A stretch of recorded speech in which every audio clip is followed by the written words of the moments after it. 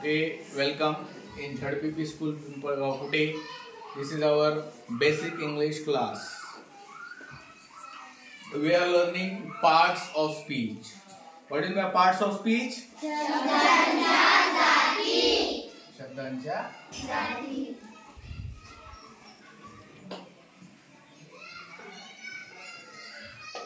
How many parts of speech are there in English?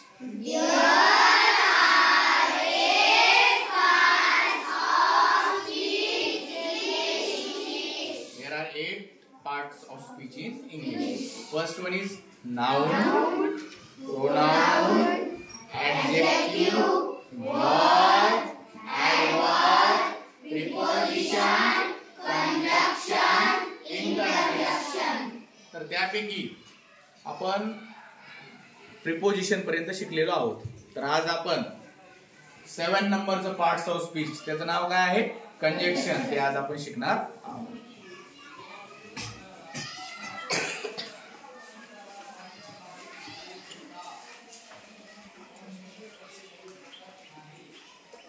Who will tell me the meaning of conjunction? Who will tell me the meaning of conjunction? Yes, Sanchi? उभयान्वयी अव्यय. Very good. उभयान्वयी अव्यय.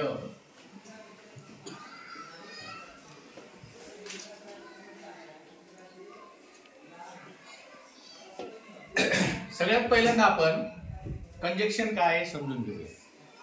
बघा, लक्षात घ्या. Conjunction काय आहे समजून घेण्यासाठी तुम्हाला मी एक उदाहरण सांगतो. बघा, Ram and Shyam are brothers. Ram and Shyam are brothers.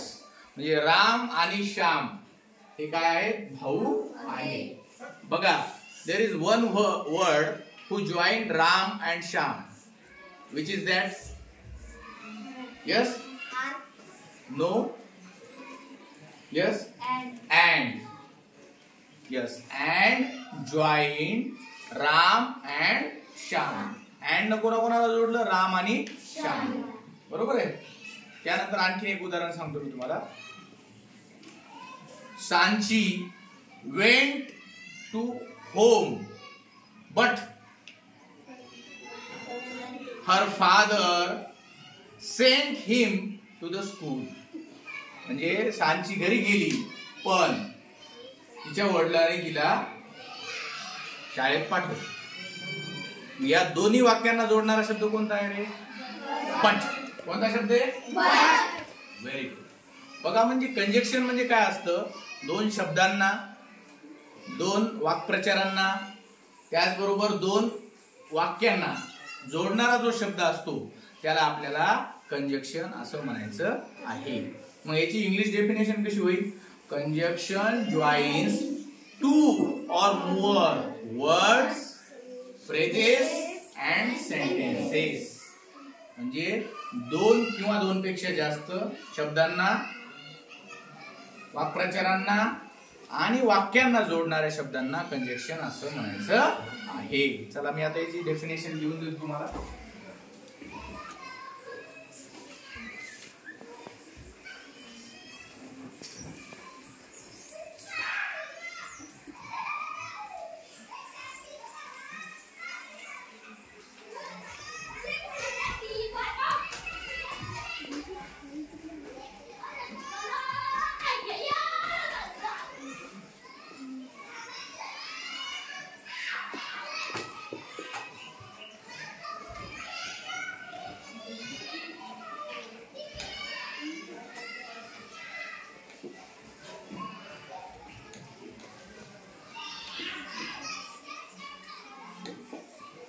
बघा, कोण वाचतं?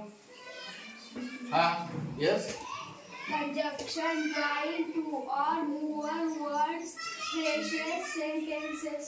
Phrases and sentences. Conjunction joins two or more words, phrases and sentences. याचे एक्झाम्पल कोण सांगतो मग? आता आपण बघितले त्यापैकी. चला, हा But. But. आणखी? And. And. आणखी? or आणखी then आणखी okay yes not only but also. These are the examples. So you should write down the definition in English, then you should write down the Marathi definition, then you should write down the examples which told by your friends. Okay, पुन्हा एकदा Marathi definition मी तुम्हाला सांगतो. दोन किंवा दोन पेक्षा अधिक शब्दांना वाक्प्रचारांना वाक्यांना जोडणाऱ्या शब्दाला उभयान्वयी अव्यय असे म्हणतात.